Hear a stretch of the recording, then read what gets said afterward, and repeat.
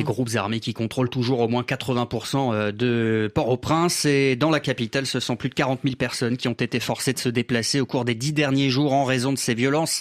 Un chiffre de l'ONU, le pire de ces 2 dernières années. Bonjour Christophe Paget. Bonjour. Ces groupes criminels qu'on évoquait à l'instant, ils se sont réunis, c'était au mois de février, en une coalition baptisée Vivendsam. Et ils ont lancé depuis 2 semaines maintenant de nouvelles attaques sur Port-au-Prince. Oui, on se souvient qu'en mars dernier, les gangs avaient réussi à obtenir la démission du Premier ministre Ariel Henry. Coïncidence, les nouvelles attaques ont été lancées le 11 novembre, le jour même de l'entrée en fonction d'un nouveau Premier ministre, Alex Didier Fils-Aimé. Au moment où il promettait dans son discours de rétablir la sécurité, les gangs attaquaient de nouveau Solino, un vaste quartier du centre-ville de Port-au-Prince qui est tombé entre leurs mains quelques jours après. Cela faisait des mois qu'ils tentaient de s'en emparer car c'est une zone stratégique. Elle leur permet entre autres de connecter le centre-ville avec d'autres quartiers qu'ils contrôlent déjà. Les habitants de Solino ont dû s'enfuir, tout comme ceux des quartiers voisins qui craignaient d'être les prochaines cibles.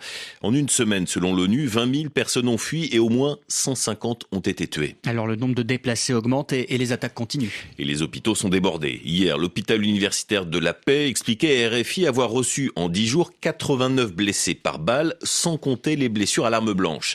La situation des établissements de santé est d'autant plus difficile que la semaine dernière, l'ONG Médecins sans frontières a annoncé qu'elle n'accueillait plus de nouveaux patients dans ses 5 hôpitaux de la zone de Port-au-Prince, pour cause de menaces répétées de la part de la police et du meurtre de plusieurs de ses patients. Et les violences commises par des groupes d'autodéfense nés du mouvement appelé Bouakal sont elles aussi en augmentation. La semaine dernière, les gangs ont lancé une attaque contre la commune de Pétionville dans la banlieue de Port-au-Prince. La police, mais aussi des habitants de Port-au-Prince, ont intercepté des membres présumés de gangs et les ont tués. Au moins 108 personnes, dont des enfants, auraient ainsi été assassinées, selon le réseau national de défense des droits humains. L'État s'est effondré et la population se fait justice elle-même, explique son directeur. Pourtant, Christophe, la force multinationale dirigée par le Kenya et sous mandat de l'ONU a commencé à être déployée. Le problème, c'est que pour le moment, sur les 2500 hommes promis, elle ne compte que 400 policiers. Une conseillère du président kényan estime qu'aujourd'hui, les gangs profitent du déploiement sous-optimal de la mission, ce sont ses termes,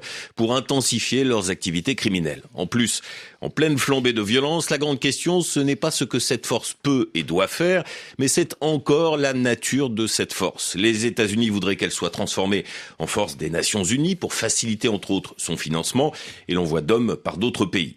Bon nombre de membres du Conseil de sécurité semblent ouverts à cette idée, mais la Chine et la Russie, qui ont un droit de veto, sont réticentes et les discussions continuent, la violence aussi.